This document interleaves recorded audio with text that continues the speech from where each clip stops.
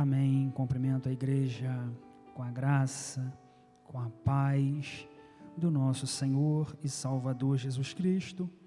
Para ganharmos tempo, já abra a sua Bíblia comigo no livro do profeta Isaías, capítulo de número 6. Livro do profeta Isaías, capítulo de número 6. A palavra que o Senhor tem nos direcionado através do Espírito Santo para podermos compartilharmos com a igreja nessa noite. Palavra essa direcionada pelo próprio Senhor Jesus, pelo próprio Espírito Santo, porque com certeza Deus ele tem algo a falar ao teu coração, o Senhor ele tem algo a tratar com você nessa noite e vamos ouvir o que o Senhor tem a falar conosco através da tua santa palavra. Todos acharam? Diz assim a palavra do Senhor: no ano em que morreu o rei Uzias, eu vi ao Senhor assentado sobre um alto e sublime trono, e o seu séquito enchia o templo. Os serafins estavam em cima dele, cada um tinha 6 asas, com 2 cobriam o rosto, e com 2 cobriam os pés, e com 2 voavam. E clamavam uns para os outros, dizendo: Santo, Santo, Santo é o Senhor dos exércitos, e toda a terra está cheia da sua glória. E os umbrais das portas se moveram com a voz do que clamava, e a casa se encheu de fumaça. Então disse eu: ai de mim, que vou perecendo, porque sou um homem de lábios impuros, e habito no meio de um povo de impuros lábios, e os meus olhos viram o Rei, o Senhor dos exércitos. Mais um dos serafins voou para mim, trazendo na mão uma brasa viva que tirara do altar com uma tenaz, e com ela tocou a minha boca e disse: eis que tocou os teus lábios, e a tua iniquidade foi tirada, e purificado o teu pecado. Depois disto ouvi a voz do Senhor que dizia: a quem enviarei, e quem há de ir por nós? Então disse eu: eis-me aqui, envia-me a mim. Somente até aqui, meus irmãos. Podeis tomar assento. Como eu já disse, esta foi a palavra que o Senhor me direcionou nesta noite para estar compartilhando com a igreja. Esta palavra, ela fala do momento onde o Senhor, ele chama o profeta Isaías para o seu ministério, para exercer o seu ministério profético. E para nós estarmos fazendo uma introdução nessa noite, o livro do profeta Isaías, ele tem algumas peculiaridades muito interessantes. A começar, o próprio nome do profeta Isaías significa o Senhor salva, ou o Senhor é a salvação. Só aqui já é algo grandioso para a nossa vida. Só o nome do profeta, ele já traz para mim e para você esta mensagem: o Senhor salva, ou o Senhor é a salvação. Meus irmãos, é importante que você entenda nessa noite: o Senhor, ele é a salvação para você. É importante que você entenda nessa noite que o Senhor, ele é a salvação para a sua casa e para a sua família. Outras particularidades do livro do profeta Isaías é que os estudiosos chamam esse livro de mini-bíblia, ou a Bíblia dentro da Bíblia, porque a Bíblia Sagrada, ela é composta por 66 livros, sendo 39 no Antigo Testamento e 27 no Novo Testamento. E se nós formos olhar o livro do profeta Isaías, ele tem 66 capítulos.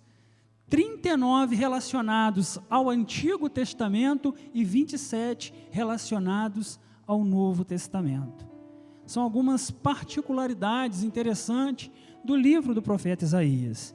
E outra coisa interessante também, não só do livro do profeta Isaías, mas do ministério do profeta Isaías.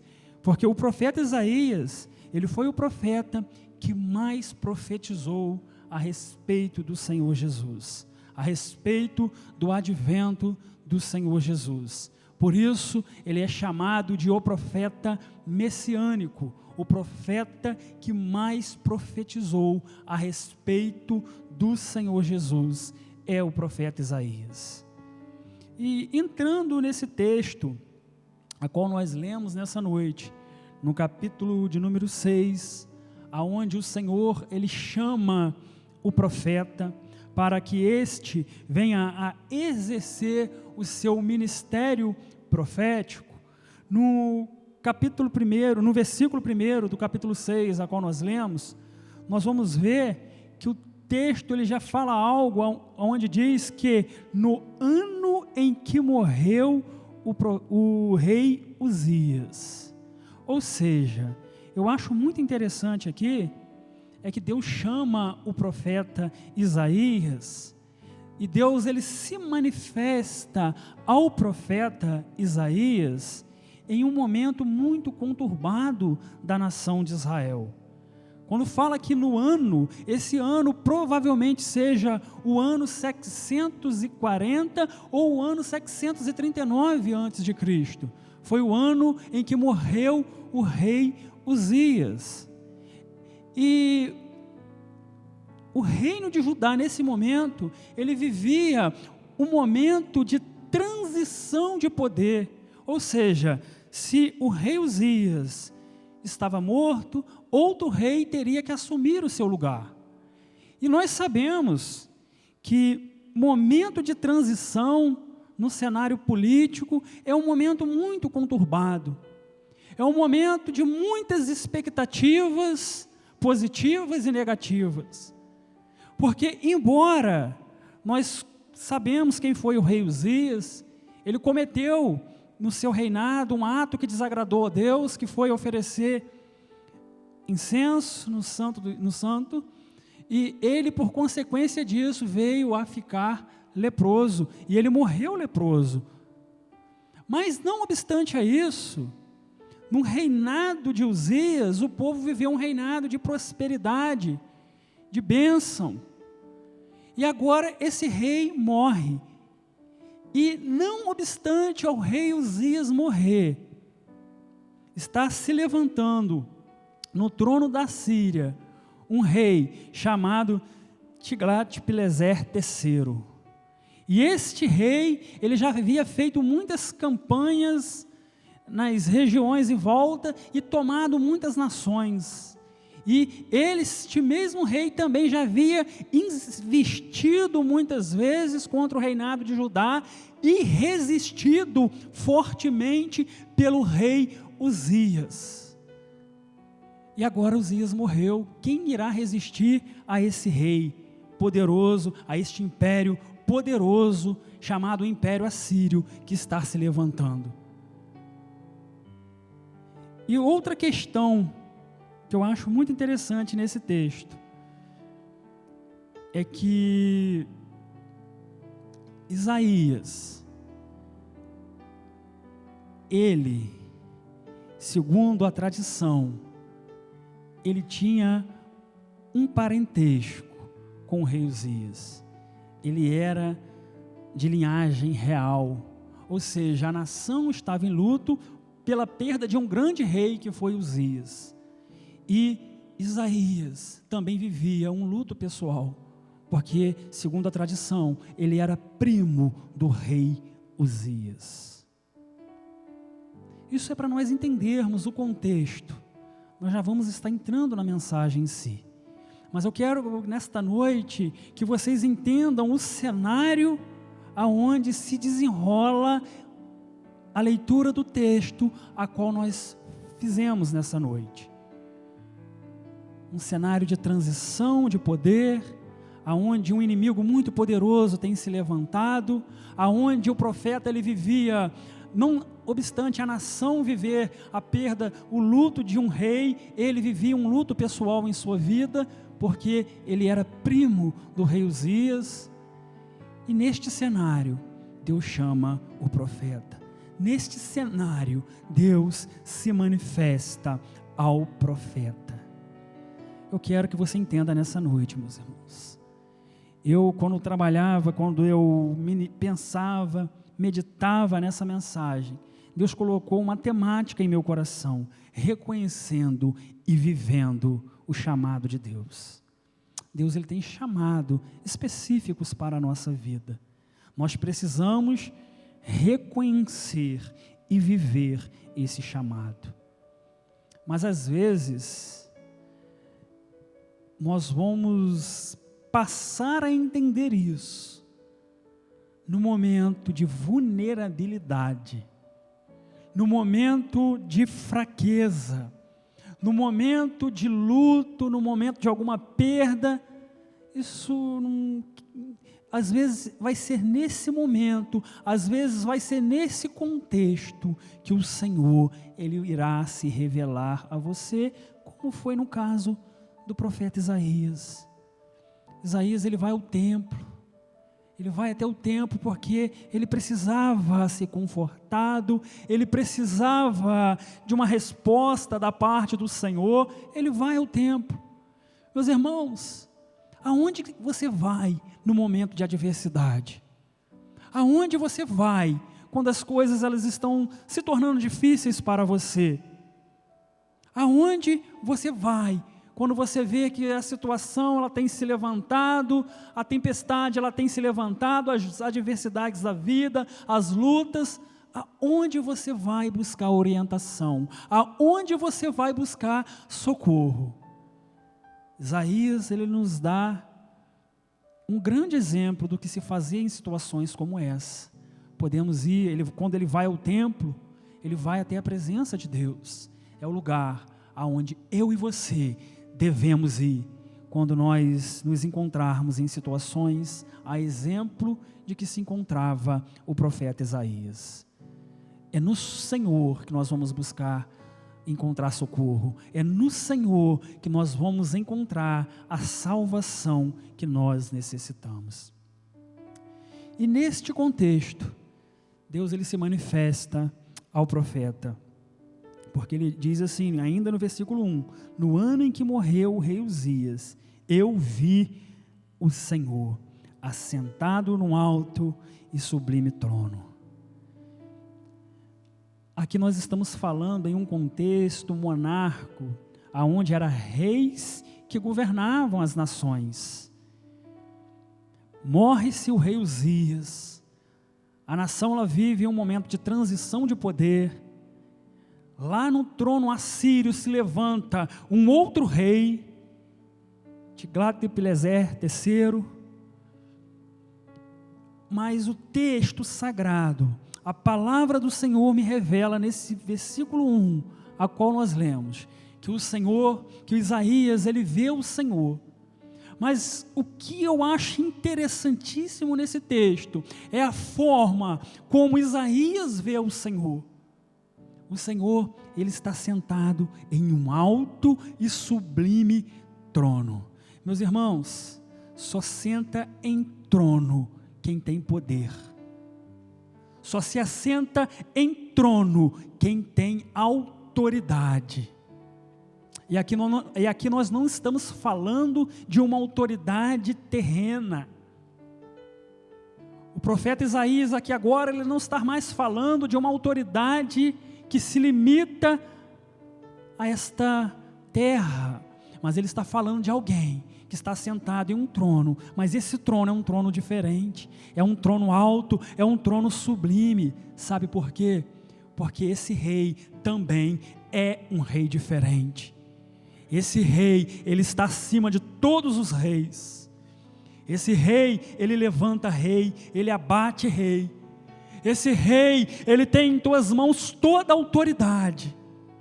Esse rei, ele não tem apenas o controle da história, mas é esse rei quem escreve a própria história.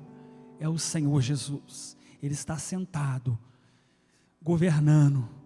Ele está sentado no trono de glória, num trono de poder. E às vezes nós achamos que as coisas elas se desandam. Às vezes nós achamos que as coisas elas tomam um rumo que não é o que nós gostaríamos que tomasse.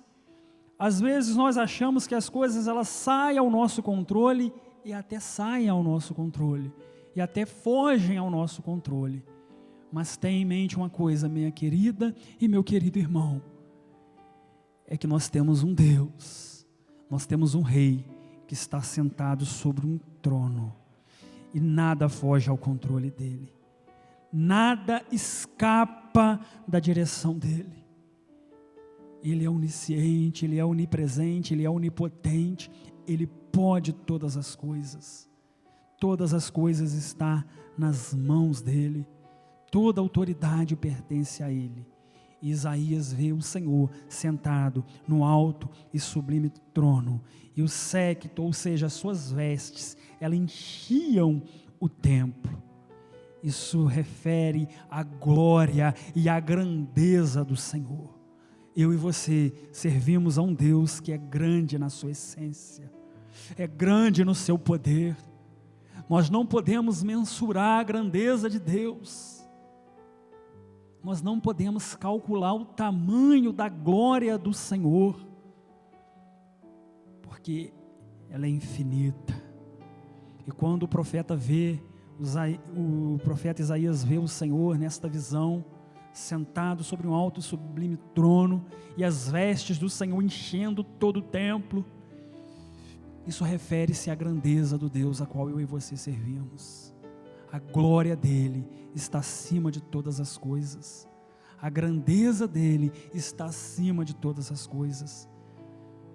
A glória do Senhor, assim como encheu o templo, também irá encher a sua vida, irá encher a sua casa, irá encher a sua família. Creia no poder do Senhor. E aqui nós agora entramos aonde o profeta Isaías, ele observa nesta visão, e ele vê serafins voando ao redor do Senhor, e ele dá a descrição desses serafins, que tinham 6 asas, e com 2 cobriam o rosto, com 2 cobriam os pés, e com 2 voavam. E não obstante a descrição que o profeta lhe dá desse ser angelical, a qual ele vê em sua visão, esses seres, eles diziam: Santo, Santo, Santo é o Senhor dos exércitos. Santo, Santo, Santo é o Senhor dos exércitos. Eu acho muito interessante, porque os anjos, eles se maravilhavam da santidade do Senhor. Os anjos, eles já têm esse convívio com o Senhor há muito tempo, e ainda assim, a santidade do Senhor causa nos anjos essa alegria, causa nos anjos esse sentimento de surpresa, de ter que entoar, dizer, falar da santidade do Senhor. Imagine quando nós estivermos na eternidade. Tem pessoas que dizem que vai ser monótono, não vamos ter o que fazer. Os anjos estão lá há muito tempo com o Senhor e não se tornou para eles um lugar monótono. A santidade do Senhor fazia com que eles se maravilhassem. Assim também será conosco. A cada dia, a cada momento, nós vamos desfrutar de algo que o Senhor lhe tem para a nossa vida. E os anjos diziam: Santo, Santo, Santo. Engraçado que os anjos, eles reforçavam isso por 3 vezes. E quando nós vamos para a cultura judaica, quando nós vamos falar algo e queremos enfatizar aquilo a qual falamos na cultura judaica, isso precisa ser dito por 3 vezes. Durante muito tempo eu não compreendia muito bem porque o Senhor Jesus, quando indaga Pedro, perguntando a Pedro: Pedro, tu me amas? E Pedro responde: sim, Senhor, eu te amo. E o Senhor torna a perguntar a Pedro uma segunda vez: Pedro, tu me amas? E Pedro torna a responder: sim, Senhor, eu te amo. E o Senhor pergunta a Pedro uma terceira vez: Pedro, tu me amas? E Pedro, já com lágrimas nos olhos, responde: Senhor, tu sabes que eu te amo. Eu durante muito tempo me deparava com esse texto e não entendia. Será que o Senhor, Ele pergunta tantas vezes isso a Pedro porque o Senhor duvidava do amor de Pedro? Depois eu pude entender, porque na cultura judaica, quando nós queremos enfatizar algo, é necessário que nós reforçamos isso por 3 vezes. E quando o Senhor faz essa indagação a Pedro por 3 vezes, o Senhor na verdade estava querendo enfatizar o amor de Pedro. E nesse texto os anjos também por 3 vezes declaram que o Senhor é santo. Sabe por quê? Porque os anjos, eles queriam enfatizar a santidade do Senhor, para que nós pudéssemos entender que o Deus a qual nós servimos, Ele é santo na sua essência. Ele é santo em todos os seus atributos. Deus é santo. Deus é santo. E mais uma vez eu digo, Deus é santo. E quando nós vivemos o chamado de Deus na nossa vida, quando nós reconhecemos que o Senhor Ele nos chamou para algo, e quando nós iremos viver esse chamado que o Senhor tem para a nossa vida, nós temos que ter em mente uma coisa: nós estamos representando um Deus que é santo na sua essência.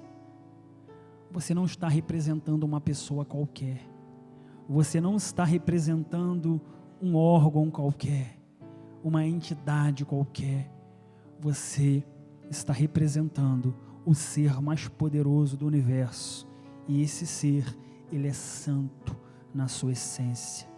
E é isso que o profeta Isaías precisava entender, que ele iria, quando exercesse o seu chamado, ele iria, aqui nesta terra, estar representando um Deus que é santo.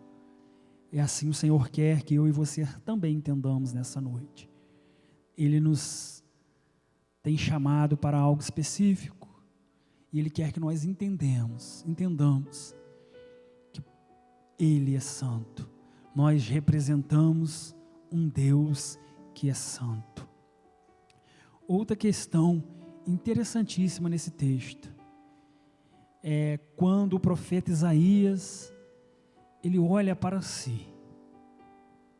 Durante muitos momentos nós vamos ver no capítulo de número 1 do livro do profeta Isaías, nós vamos ver no versículo de número 4, o profeta Isaías dizendo: ai da nação pecadora. E quando nós vamos para o capítulo de número 4 do profeta Isaías, no capítulo de número 5, no versículo de número 8, nós vamos ver o profeta dizendo: ai dos que ajuntam casa a casa, reúne herdade a herdade, até que não haja mais lugar e fique como únicos moradores no meio da terra. No versículo 11, ai dos que se levantam pela manhã e seguem a bebedeira. Versículo 18, ai dos que puxam pela iniquidade. Versículo 20, ai dos que ao mal chamam bem e dos que ao bem chamam mal. 21, Ai dos que são sábios a seus próprios olhos. Versículo 22. Ai dos que são poderosos para beber vinho. Versículo 23. Ai dos que justificam a ímpio por presentes e ao justo negam justiça. E agora, nós vamos para o livro do profeta Isaías, no capítulo de número 6, e nós vamos ler o versículo de número 5, e nós vamos ver o profeta dizendo: então disse eu, ai de mim que vou perecendo, porque sou um homem de impuros lábios, e habito no meio de um povo de lábios impuros. Eu acho muito interessante. O profeta, ele olha para si. Antigamente, antes dele ter a visão do Senhor, antes do Senhor se revelar e se manifestar a ele, ele falava, ai dos outros. Mas agora, quando o profeta ele tem aquela sublime visão do Senhor, aonde o Senhor se revela a ele olha para a sua vida e diz, ai de mim que vou perecendo. Eu sou um homem de lábios impuros, habito no meio de um povo de impuros lábios, e os meus olhos viram o Senhor. Meus irmãos, para vivermos o chamado de Deus na nossa vida, nós precisamos olhar para a nossa vida, precisamos olhar para nós, precisamos saber quem somos, precisamos usar sinceridade diante de Deus, porque o Senhor, Ele nos conhece como de fato nós somos. O Senhor, Ele nos conhece como de fato nós somos. E quando o profeta Isaías, ele se aproxima de Deus, ele não enxerga mais os erros dos outros, mas ele passa a enxergar os seus próprios erros. Ele passa a ver que a vida dele também precisa ser tratada, a vida dele também precisa ser trabalhada. Existem arestas na vida dele que precisam serem acertadas, assim como também na nossa vida, meus irmãos. Para vivermos o chamado de Deus na nossa vida, precisamos deixar que o Senhor lhe acerte as nossas arestas. Precisamos sermos sinceros diante de Deus. Precisamos mostrar a Deus, não que o Senhor necessite disso, porque o Senhor, Ele conhece a nossa vida, mas num ato de sinceridade diante dEle, precisamos mostrar a Ele quem somos. Senhor, a minha vida ela é assim, assim, assim, eu preciso ser tratado nessa área, eu preciso ser trabalhado nessa área, para poder viver o ministério e o chamado que o Senhor tem na minha vida. E assim aconteceu com o profeta. E quando ele assim age, quando ele olha para si, quando ele passa a enxergar os seus erros e apresentá-los ao Senhor, nós vemos que um daqueles anjos, ele voa até o profeta Isaías, e com uma brasa viva tirada do altar, com uma tenaz, aquela brasa, ela toca os lábios do profeta, e ao fazer isso, aquele anjo diz, eis que as suas iniquidades foram tiradas, e os seus pecados purificados. Ou seja, o Senhor tratou. E aquela brasa, meus irmãos, isso tem um simbolismo, isso tem um contexto. Quando nós vamos para o livro de Levítico, o capítulo de número 16, e o versículo de número 12, nós vemos que quando se fazia a expiação pelo pecado, ali dentro do Santo dos Santos, no incensário, era colocado brasas acesas, brasas vivas. E quando o profeta ele tem essa visão daquele anjo vindo à sua direção, em suas mãos trazendo aquela brasa, isso tem um simbolismo muito grande. Meus irmãos, hoje, na lei, necessitava-se fazer expiação pelo pecado. E quando isso acontece com Isaías, isso tem um simbolismo muito grande. Isso quer dizer, Deus dizendo para Isaías, agora os seus pecados foram perdoados. As suas iniquidades foram perdoadas e os seus pecados foram purificados. É isso que o texto está dizendo quando aquela brasa toca a boca do profeta. A expiação pelo pecado dele havia sido feita. Eu tenho uma boa notícia para te dar nessa noite. Talvez, a exemplo do profeta Isaías, você até reconhece o seu chamado. Você até entende o seu chamado. Você até sabe que Deus te chamou para algo específico. Mas às vezes, você se questiona: mas como eu vou ser usado por Deus? Diante desse erro tão grande que eu ainda tenho. Como eu serei usado por Deus? Como eu vou viver e exercer o meu chamado? Tendo eu ainda esse erro, esse pecado tão grande em minha vida. Meus irmãos, o Senhor Jesus, como já foi dito aqui nessa noite, já fez a expiação pelo teu pecado, ali na cruz do Calvário. Você precisa ser sincero diante dele. Você precisa colocar-se diante dele com sinceridade em seu coração. Senhor, eu preciso ser tratado nessa área. Eu preciso ser trabalhado nessa área. Não que o Senhor não saiba, meus irmãos, mas o Senhor, Ele quer ouvir isso dos nossos lábios. Porque o Senhor, Ele quer nos tratar de dentro para fora. O Senhor, Ele não quer cobrir como era feito na época da lei. Ele quer tirar as nossas iniquidades, os nossos pecados. Ele quer trabalhar a nossa vida para podermos vivermos o chamado dEle, para podermos exercermos o chamado dEle na nossa vida. Deus, Ele quer trabalhar a sua vida, minha irmã. Deus quer trabalhar a sua vida, meu irmão, porque Ele quer que você exerça o seu chamado. Ele quer que você exerça o seu ministério. Deus, Ele mostra uma necessidade ao profeta. Mas antes, Deus trata o profeta.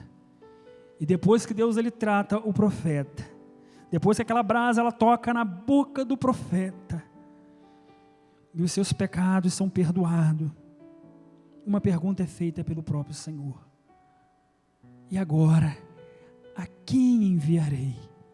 Quem há de ir por nós? E depois do profeta já ter a sua vida tratada, depois do profeta já ter a sua vida trabalhada pelo próprio Senhor, este profeta responde: eis-me aqui, Senhor, envia-me a mim. Meus irmãos, Deus quer receber essa resposta de você nessa noite. Deus quer te usar nas mãos dEle. Deus quer que você seja uma ferramenta nas mãos dEle, assim como foi o profeta Isaías. Deus, Ele quer te usar de uma maneira sobrenatural, de uma maneira tremenda, mas se coloque nas mãos dEle, se coloque diante dEle com sinceridade, mostrando quem você é de fato, porque quando Deus chama o profeta Isaías, Deus já sabia que ele era um homem de impuros lábios. Deus já sabia que ele habitava no meio de um povo de lábios impuro, mas mesmo assim Deus o chama. Mesmo assim Deus o chama, porque Deus sabia que os seus pecados seriam tratados, seriam perdoados, as suas arestas seriam consertadas. Assim será com você. Deus, Ele não desistiu de você por causa do seu erro. Deus, Ele não desistiu de você porque você errou. Não, Ele irá tratar a sua vida e te usar de uma forma tremenda, de uma forma poderosa. E depois que Deus trata o profeta, o profeta se coloca à disposição de Deus para Deus o usar. E o interessante, pastor Rodrigo, é que Deus, Ele fala para o profeta no versículo de número 9: então disse ele: vai e diz a este povo, ouvis de fato e não entendeis, e vedes em verdade, mas não percebeis. Engorda o coração deste povo, e endurece-lhes os ouvidos, e fecha-lhes os olhos, e não venha ele a ver com os olhos e nem ouvir com ouvidos e entender com o seu coração e converter-se e ser sarado. O que eu acho muito interessante, pastor Rodrigo, é que Deus chama o profeta para algo específico, para um chamado específico, mas Deus ele diz ao profeta, mas a sua mensagem ela vai ser recusada. E isso é tudo que um pregador não quer. O pregador, quando ele planeja a sua mensagem, ele pede a direção de Deus, ele pede a orientação de Deus, ele quer que a sua mensagem ela traga resultado na vida das pessoas. Ele quer que a sua mensagem ela traga salvação às pessoas a qual ouve aquela mensagem. Mas Deus diz para o profeta, a sua mensagem não vai ser aceita, a sua mensagem ela será rejeitada. Aí eu fico me perguntando, para que Deus chama o profeta Isaías? Para que Deus trata a vida dele, trabalha na vida dele para usar no seu chamado e a sua mensagem ela seja rejeitada? Aí nós vamos para nós concluirmos a mensagem, nós vamos para o versículo de número 13, que diz assim a palavra do Senhor: mas se ainda a 10ª parte dela ficar, tornará a ser pastada, como o carvalho e como a azinheira, que depois de se desfolharem, ainda ficam firmes. Assim a santa semente será a firmeza dela. Aqui fala-se de uma santa semente. Meus irmãos, talvez o profeta Isaías, ele não vivenciou assim o resultado do seu ministério, porque a sua mensagem ela foi rejeitada. Ele não vivenciou o propósito de Deus no seu chamado, porque ele não viu o contexto, o desfecho final da mensagem a qual o Senhor colocou no coração dele para entregar ao povo, porque aquele povo a quem ele entregou aquela mensagem o rejeitou. Mas aqui fala-se de um remanescente que aceitou aquela mensagem, aceitou aquela mensagem do Senhor através da vida do profeta Isaías, e ali gerou uma semente. E semente, meus irmãos, fala de resultado. Meus irmãos, o seu chamado, o seu ministério tem resultado quando eles forem exercidos no Senhor, na direção do Senhor. Então, meus irmãos, não fique triste se às vezes você não ver este resultado de imediato. Isaías não viu de imediato, mas a semente ela ficou, e a semente ela produziu, e ela gerou, ela germinou, ela frutificou. Assim também é você diante do Senhor. Assim também essa mensagem que o Senhor coloca na sua vida, através do chamado específico que Ele tem para você. Que Deus abençoe a sua vida. Esta é a mensagem que o Senhor assim colocou em meu coração nessa noite. Eu desde já agradeço assim a oportunidade, e que o Espírito Santo do Senhor possa cada dia falar melhor no coração de cada um de vocês. Amém? Amém.